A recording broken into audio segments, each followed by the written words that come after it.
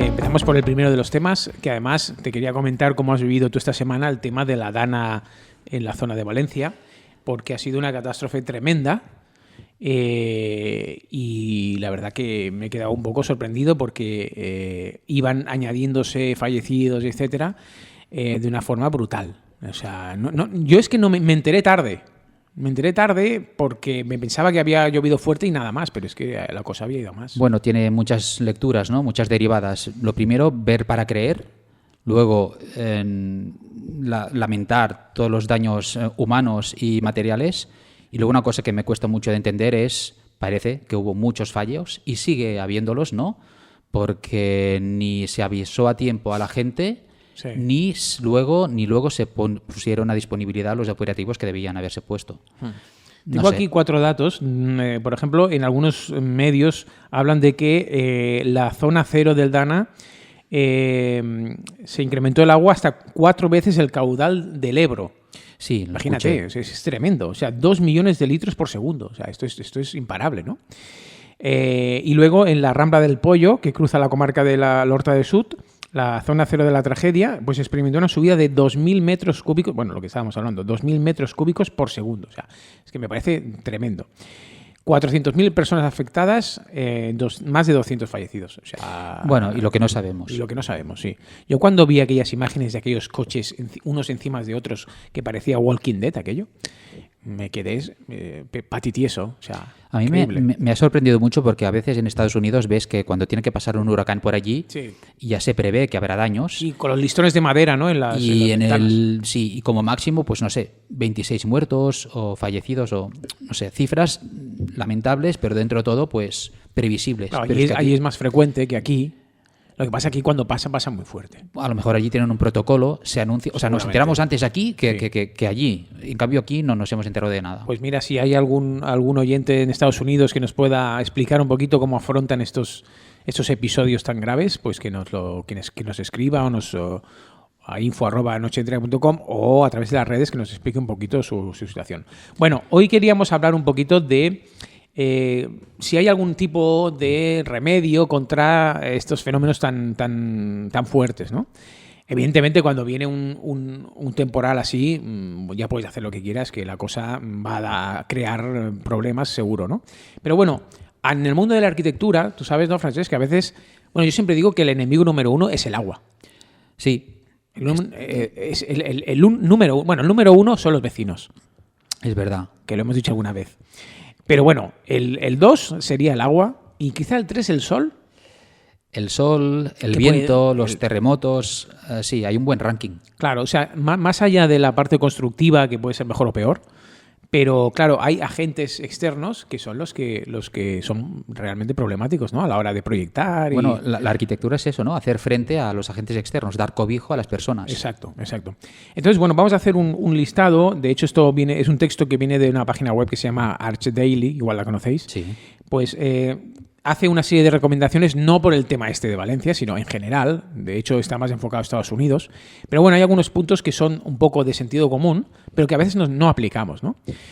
Uno de los puntos es, bueno, el principal, que es evitar construir en zonas inundables. Que esto es algo de perogrullo, pero resulta que en España hay mucha construcción o autoconstrucción o construcción tradicional, digamos, que se ha hecho en zonas inundables. Deben ser construcciones antiguas, ¿no? Porque ahora en cualquier planeamiento, en principio, hay zonas que están restringidas y que dicen aquí no puedes edificar precisamente porque están catalogadas como zona inundable. Exacto. Y no es la primera vez que ocurren desgracias de este tipo. Me recuerdo un camping allí en Aragón también que hubo en Benasque, creo que era la zona Benasque. ¿Sí? Sí. Pues claro, aquello era una zona inundable y allí estaba acampando, ¿no? O sea, a sus anchas. En fin. Entonces, evitar estos lugares. ¿Qué quiero decir con esto? Que si os compráis es que aquí hay trampas, ¿eh? Porque tú te compras a veces un terreno que está muy barato. Cuidado, porque a lo mejor o está en una zona inundable o es una finca rústica y no es urbana para construir. Esto pasa mucho. O tiene algún tipo, o yo qué sé, hay una afectación urbanística importante, o hay algo que hace que eso valga menos. Y nos pensamos que es una ganga, y no es una ganga, nadie regala las cosas por 4 duros. Pero actualmente, ¿tú crees que pueden existir terrenos urbanos en zonas inundables? En teoría esto, la administración lo tiene regulado. Seguramente no. Lo que pasa es que en zonas urbanas consolidadas, que a lo mejor ya se ha construido de toda la vida... No, claro, me refiero a de nueva construcción. Las antiguas, como es el caso que hemos visto en Valencia, pues imagino que... Claro, supongo que eso está controlado. Pero bueno, me refiero a que hay otras cosas, que no hace falta que sean temas de inundables, que te venden fincas y tienen cosas. O sea, o pasa por debajo, yo qué sé, o en fin. O terrenos que están a punto de ser expropiados o que están fuera de ordenación. Claro, hay que informarse muy bien antes de comprar un terreno que tú vayas a utilizar para hacer una casa o lo que sea, ¿no? Bueno, si tenemos un terreno inundable y por lo que sea hemos construido, pues bueno, vamos a intentar que la casa sea un poquito en condiciones, ¿no? Entonces, uno de los puntos principales es, pues bueno, elevar la casa sobre el nivel del terreno, de manera que esté construida, por ejemplo, con pilotis o con pilares, sobre el nivel que se prevé, ¿no? que se puede inundar. Y esto tenemos ejemplos, porque, por ejemplo, la famosa casa Farnsworth, que hablamos siempre, pues está elevada, entre otras cosas, por eso. Porque el río, no sé qué río es, el que pasa por ahí, no me acuerdo cuál es. Fénix, no sé, no cuál que es. está en Illinois, En ¿no? Illinois, exacto. Pues cerca de Chicago. En plano Illinois, ¿no? Pues ahí se inunda el río cada X, ¿no? Entonces, eso lo tuvo en cuenta Mies. Claro, sabiéndolo además. Claro. Porque mira, aquí cuando viene un lluvia torrencial, pues puede que venga cada 50 años. Pero allí, sabiendo eso, decidió el tío construir la casa allí. Claro. Y tomar soluciones, claro. Y eso, de hecho, hay fotos de la casa Farnsworth que se ve todo bañado, digamos, de agua, ¿no? Salvando la casa, y hay otras en las que la casa no se salvó, porque incluso subió más de la cuenta, ¿no? Aún así, se quedó corto, porque si te acuerdas, cuando la visitamos, esta casa, se estaba hablando de trasladarla a un sitio más seguro. Sí. Con lo cual, la crecida del río es superior a la que en su momento preveyó Mies. Exacto. Esto va como va, claro. Que estaba un poco hecha a caldo, la casa. Bueno, no sé si hablamos un día de esto, pero cuando fuimos allí, claro, nosotros veníamos de Barcelona y entonces había esa comparación con el pabellón de Barcelona, que claro, es reconstruido, ¿no? Y nosotros nos quejamos de que estaba mejor conservado el pabellón de Barcelona que la casa Farnsworth, ¿no? Que sí. Realmente era así, o sea, había mucha humedad y aquí una mano de pintura le hacía falta. Por lo menos. No había mucho que pintar. Pero el techo, por lo menos. No, pero incluso la estructura estaba oxidada. Sí. Si miras por debajo, justamente como está elevada, podías ver la estructura por debajo y estaba muy, muy oxidada. Claro, nosotros éramos esta gente que miraba por debajo, ¿no? Que eso no hay que hacerlo. O sea, bueno, hay que hacerlo. Es decir, ¿qué haces tú mirando los bajos? ¿No? Como si miraras el bajo de un coche, ¿no? Pues elevar la casa. Claro, esto no siempre se puede hacer, pero si veis que estáis en una zona tal, hombre, pues valorar el tema de elevar la casa, ¿no? Es que perdemos metros. Bueno, pierdes metros, pero ganas vida, ¿no? Segundo punto, los materiales. Hay que utilizar algunos materiales. Esto lo saben muy bien en Venecia, ¿vale? Materiales resistentes a inundaciones. ¿Qué significa esto? Que sean materiales que por lo menos aguanten unos 72 horas después de estar en contacto con el agua. Por ejemplo, hay materiales como el hormigón, como algunos ladrillos que son vidriados, algunos de estos elementos que permiten que por lo menos se empape, pero dure un tiempo, ¿no? Para que no haya destrozos o la piedra natural, imagino. Exacto, la piedra. Pues estos elementos, pero por ejemplo, si tú haces las cosas de madera, de una madera que no está tratada o no tiene, pues aquello va a causar muchos problemas, ¿no?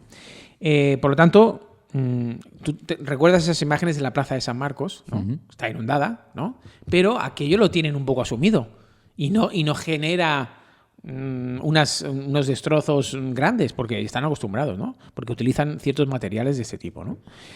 Luego, otra opción es, pues claro, implementar impermeabilizaciones que funcionen, ¿no? Es decir, aparte de los materiales resistentes, hombre, hay que impermeabilizar, ¿no?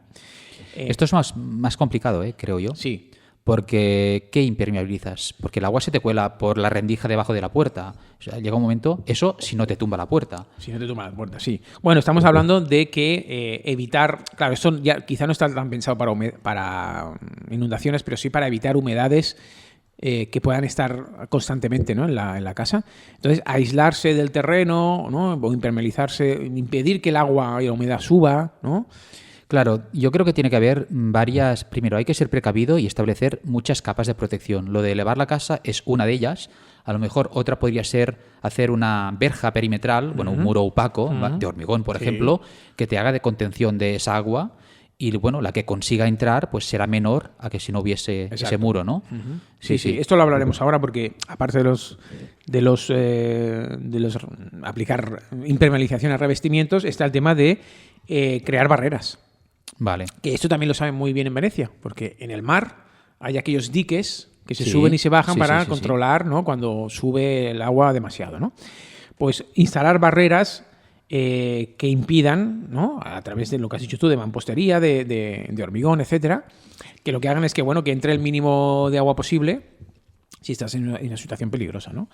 Otra cosa que se puede hacer es colocar las instalaciones en puntos altos de la casa, porque esto puede crear, aparte de destrozarte todas las instalaciones, ¿no? Estamos hablando de aparatos de climatización o estas cosas que a veces se ponen en los sótanos, pues a lo mejor conviene colocarlos arriba, ¿vale? Para evitar cortocircuitos o algún tipo de problema a nivel de fuego o lo que sea, ¿no? Sí, esto lo hice yo, bueno, lo hice y lo hago habitualmente. Hace poco hice una casa en Vilubí, que además tú conoces, tenía sótano y todas las instalaciones empiezan del techo del sótano hacia arriba, no antes, ¿no? Y ya está previsto que si lloviera mucho se puede inundar el sótano y no la casa. Exacto, pues hay que tenerlo en cuenta. O sea, que a lo mejor no está en una zona inundable, ¿no? Pero un día que llueva muy fuerte o lo que sea, no lo sé. Pero ¿sabes qué pasa? Que justamente cuando haces sótanos, y más si son garajes, hay una rampa de acceso. Todo el agua cae por la rampa, que tiene rejillas y tal. Pero si cae mucha agua, el agua va a acabar al parking, ¿no? Entonces, hasta cierto punto es normal. Y además, por defecto, el sótano está por debajo de la cota de calle. Con lo cual, tú tienes que bombear esa agua para expulsarla. ¿Y si fallan las bombas un día? Claro. Eso puede pasar. Sí. Con lo cual, hay que prever, yo diría, un tiempo de seguridad, tú lo has dicho, para que si se inunda, pues puedas establecer una solución y no te afecta, mientras tanto, la casa. Exacto. Lo de los garajes es un tema porque es muy frecuente que cuando hay episodios fuertes de lluvia, los garajes se inundan, muchísimos de ellos, ¿vale? También porque no se hace mantenimiento de las canales donde va a parar el agua, entonces hay residuos ahí y no sale, ¿no? Pero bueno, más cosas que se pueden hacer, bueno, lo has dicho tú un poquito, es instalar bombas. Bombas que lo que permitan es extraer el agua, cierta cantidad de agua, claro, que impida que se metan en los sótanos o en los bajos, ¿no? El problema es la electricidad, porque generalmente cuando hay estos episodios se va la luz. Y entonces, si no hay sistemas o baterías o lo que sea... Sí, totalmente. Y no solo eso, que aunque haya luz, esas bombas a veces actúan cada X tiempo, cuando hay un desastre, con lo cual ya ni funcionan. ¿A ti no te pasó algo tienen que mantener en una nave industrial? Aquella nave que había que sacar el agua por pendiente o no sé qué... Sí, eso, bueno... Porque había que sacar mucha agua, creo, ¿no? Sí, yo tenía una nave industrial que no podía... O sea, el alcantarillado más cercano estaba a 100 y pico metros. Y no había manera de expulsar el agua de la nave y hacerla llegar al alcantarillado, porque por pendientes no daba. Y una de las obsesiones de ese proyecto era cómo lo hago, porque si un día llueve, esa agua no inunde la nave. Y al no poder hacer esas pendientes, lo que hice era un canal, como si fuera un canal para practicar piragüismo, una cosa enorme que a nivel llano, que conectaba la nave con el alcantarillado y desaguaba por vasos comunicantes. De un extremo al otro del canal, pues el agua se iba, sabiendo que ese canal estaba suficientemente dimensionado para utilizarse también como de almacén de agua. Correcto. Había un tiempo, yo creo que de seguridad bastante extenso para que aquello pudiera llenarse y no pasara nada. Pues hay que tenerlo en cuenta.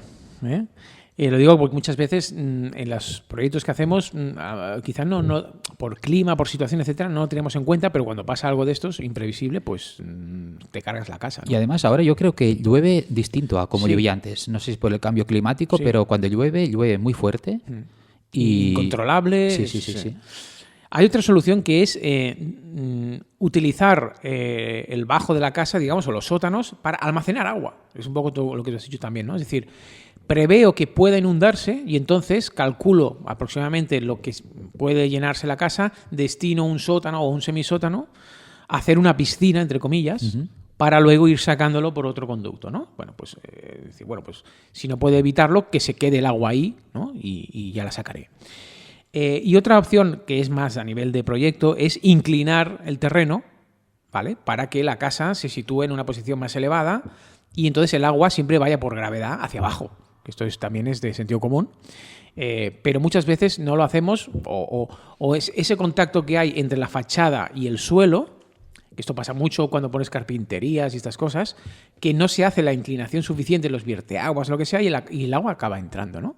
Pues hombre, si tienes un talud o tienes un terreno que lo permite, pues hazle una inclinación. O por lo menos darle una vía de escape a ese agua. No hace falta que sea todo el terreno, pero sí, el agua siempre se va a buscar el lugar más favorable para ella. Pues pónselo fácil para que se escape, ¿no? Ajá. Sí, yo creo que todo lo que sean soluciones arquitectónicas, como esta del terreno, mejor que soluciones artificiales. La bomba tiene que estar, pero antes de que se utilice, mejor que el agua se vaya por gravedad.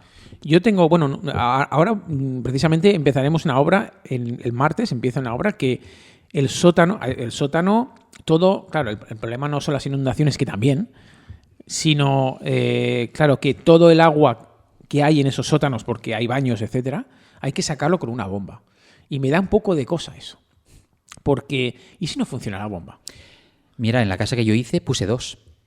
Que me dijeron, no hace falta, ya, pero tú sabes que yo sufro mucho y si no funciona, pues puse 2. 2 por si una falla, ¿no? Por si una fallaba, una se estropea, está oxidada y, a ver, lo que te dicen los de las casas de bombas es que aunque no haya inundación, tú tienes que ponerla en marcha cada X tiempo, una vez al mes o una vez a la semana, sí. Para que no se atranque, digamos. Exacto, las cosas si no las utilizas se estropean, eso está clarísimo. Pues tengo un poco de miedo y entonces estaba mirando a ver si hay algún tipo de bombas de achique manual o alguna cosa que las pueda sacar. Es que no lo sé, o sea, supongo que habrá algo, ¿no? Pero que no vaya. Sí, yo en su momento lo miré, había muchas soluciones, tengo precios, ya te pasaré referencias. Ya te digo, no por un tema de inundaciones, sino para sacar el agua de los baños o cocinas, lo que sea, que estén a un nivel Bueno, lo inferior. que hice yo, ahora lo recuerdo, es que además, claro, la bomba está en un pozo, que tienes también que pensar cómo va a ser, si de hormigón, si de plástico, etcétera. Y puedes utilizar ese agua para regar el jardín. Es una opción. Y de paso... ¿Lo usas de depósito? Sí. ¿No? Y de paso así ya mantienes en funcionamiento la bomba. Vale. Bueno, pues lógicamente estas soluciones se aplican en lugares donde es más previsible, ¿no? Que estas cosas pasen. Y ya te digo, el artículo está enfocado en Estados Unidos porque ahí es muy frecuente. Pero te sorprenden en lugares precisamente que no son previsibles, ¿no? Ahí está Exacto. Claro, entonces la desgracia que hemos visto, pues me ha impactado mucho esas imágenes de los bajos, donde habían gente mayor que les llegaba el agua, vamos, es que más allá de la cintura, o sea, incluso más. Entonces, esto es un problema gordo. Bueno, es que ya no es el tema de la filtración. La fuerza que tiene el empuje del agua es que es superior a la del viento. Te destroza la casa, Sí. ¿no? Que esto es otro tema. Sí, ¿Cómo combates ese empuje? Es como lo de los terremotos, ¿no? En Japón, mira, por lo menos en Japón ya tienen la solución técnica para los terremotos. Y es que la cimentación, en algún punto de la cimentación no es rígida, sino que está articulada, de manera que cuando se mueve el terreno, el movimiento del terreno es independiente del movimiento del edificio, ¿no? Claro, pero el agua... El agua no puedes, es que tiene una fuerza brutal, ¿no? Yo creo que en ese caso esas barreras de protección externa, como pueden ser los muros, serían una primera... El impacto principal que lo absorban los hay muros. que dimensionarlos bien, porque si no se cargan el muro, ¿eh? No, es que los muros tienen su propia cimentación, sí. Y cimentación, y un armado, y una zapata calculada, porque es que el empuje del agua yo creo que es superior a cualquier cosa. Y es caro hacer muros, porque si tú tienes una parcela relativamente grande o mediana, tú te gastes el presupuesto en la casa y luego tienes que decirle al cliente que hay una partida de dinero que tiene que estar destinada al perímetro de la casa. Sí. La gente no piensa en ello, pero nosotros lo contemplamos. Eso recientemente me ha pasado, que claro, no era tanto por el agua, sino por el acceso a través de una rampa en un terreno inclinado, bastante inclinado. Entonces, claro, hacer una rampa ahí en un suelo que no es el mejor, hay que colocar una cimentación brutal que vale, pues a lo mejor valía unos 40.000 euros. Sí, hacer por lo menos. eso, ¿eh? Es todo lo que conlleva, ¿no? Primero la excavación y luego meter la cimentación, el armado, el hormigón, por todos los metros lineales que tienes de muro o de rampa en tu caso. Sí. Esto es una partida muy importante y fundamental. Que la gente se piensa que la casa vale X, pero alrededor de la casa, según el terreno, hay que hacer cosas. Y tanto. Y eso puede valer, ser un pico importante, ¿eh? Un buen porcentaje del presupuesto total. Hombre, por eso la ilusión de todo arquitecto es tener una parcela plana, o prácticamente plana. Porque entonces tú ya puedes jugar, si quieres darle una mínima inclinación para estas cosas, se la das. Pero si el terreno es súper inclinado, pues a ver cómo llegamos a la casa, ¿no? En fin. Bueno, pues estos son un poco algunos puntos, algunos, ya te digo, que tienen que ver más con el proyecto, otras son más de técnicas, de instalaciones, etcétera, para intentar paliar un poco los efectos del agua.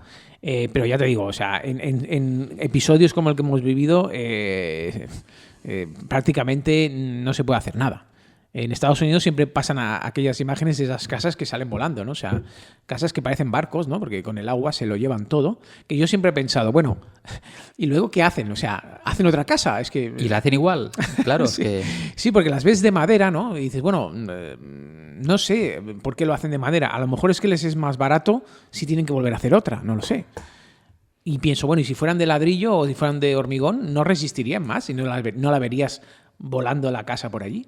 No lo sé, ¿no? Pero... Allí construyen mucho, hacen arquitectura en seco, ¿no? Que se dice. Aquí somos más de ladrillo, de hormigón, de mortero. Allí parece, además si miras las películas, a veces parece que es el propio propietario que se construye la casa, que yo no sé si realmente se puede legalmente allí hacer esto, pero la madera te permite, pues eso, hacer una especie como de mecano y construir tu casa. Pero claro, muy resistente no sé si va a ser. No parece.